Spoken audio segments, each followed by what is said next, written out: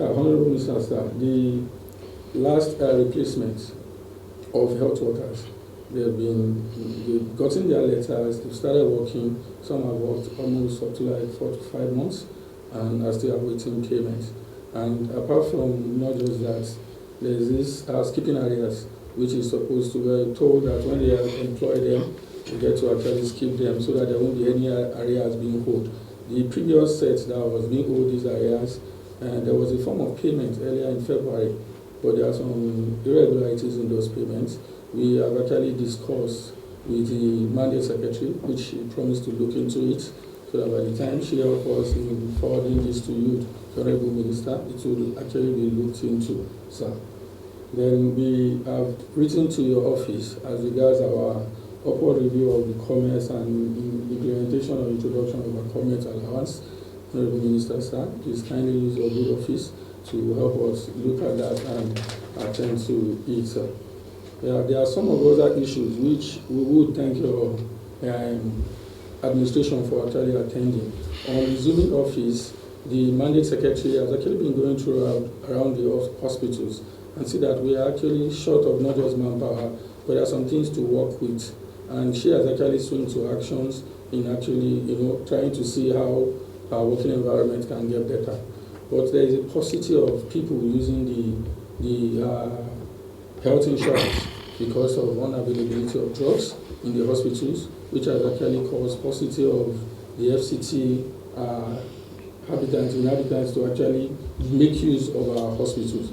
So if this can be looked into, proper drug funding in the hospitals, I think this would also enable us not just to attend to this set of people, but to also have what to work with and drugs for them to actually to get when they actually use.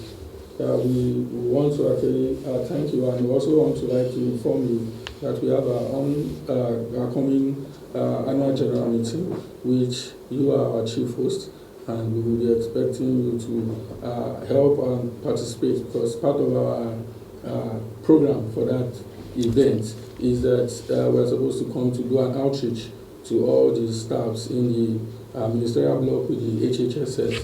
We would love to actually, we appreciate your presence if you are actually on ground so that we can see firsthand how we deliver our services. Thank you very much for the audience, sir. We appreciate you. The Honorable Minister of State, the Environment, Principal Staff of the FCT, the President and members of the Association of Resident Doctors, gentlemen of the press, ladies and gentlemen. I just wanted to grant you orders. I know what you are coming is nothing but solve problems in Nigeria. When we're talking about increment of days, shortage of manpower, allowances, whether hazard or not hazard, but nobody talks about where is the resources.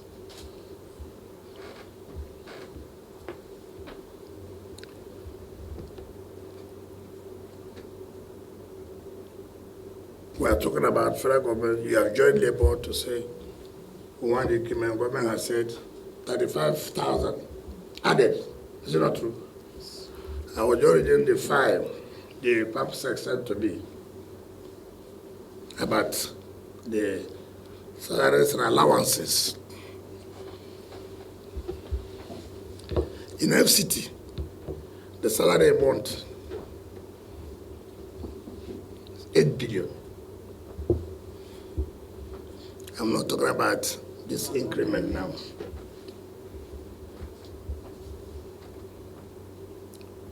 Now, what are we dependent on? IGR, is it not? Is it IGR? I'm sure you're one of those who criticize, who is agreeing to pay the taxes? That all this increment, payment of hazard, and this and that. We must tell ourselves the simple truth. The recurrent expenditure is such that there cannot be infrastructure.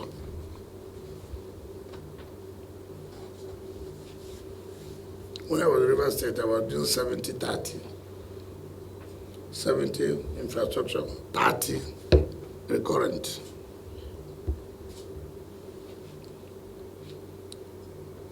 What we're interested is, look at the budgeting system. Look at what they set in the budget.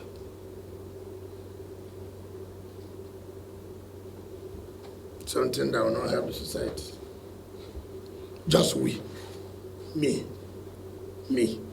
Nobody talks about it. You have talked about shortage of manpower.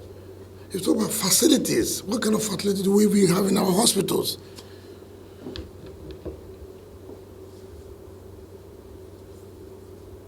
If they give you one, you come back another day. They give you this, you come back another day. Everything.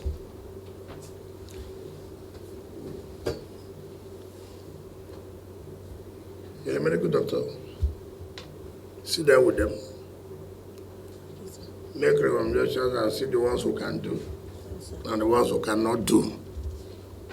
Don't threaten me about strike. Oh. You know, I like it. When you go on strike, I save money. Even if you come back, I won't pay. We'll determine it in court. Just because it's not about promising. It's reality on ground. I don't believe in theory. Reality on ground. So, mind you too, even though we're not acting as a state, somehow we have the structures. He said this is FCT chapter. So it's not like a ministry. And that's what we're calling for. Look, give all the support that we were supposed to get the relevant or the necessary tools to work.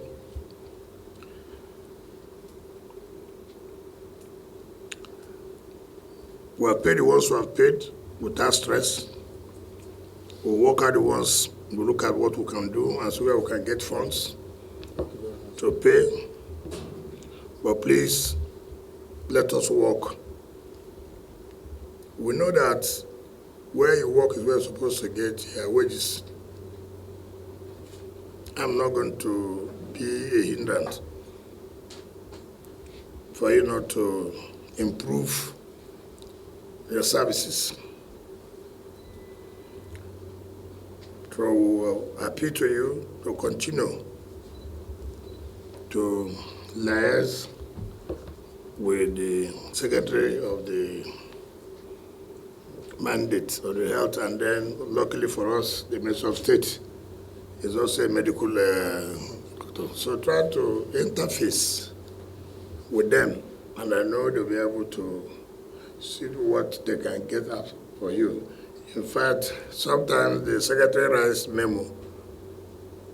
She wants me to violate the budgetary district. I said, no, I will not do that. That's not the way we work. We want everything to be done for the health.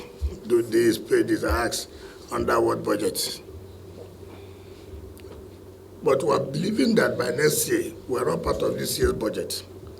But believe by next year, what necessary things that will be done will be done, so that everybody will be accommodated.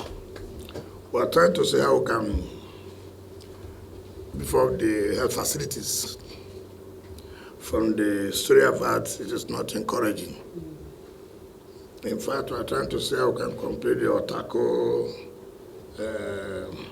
hospital, which by next week I'll go there to see it by myself and then know what to do.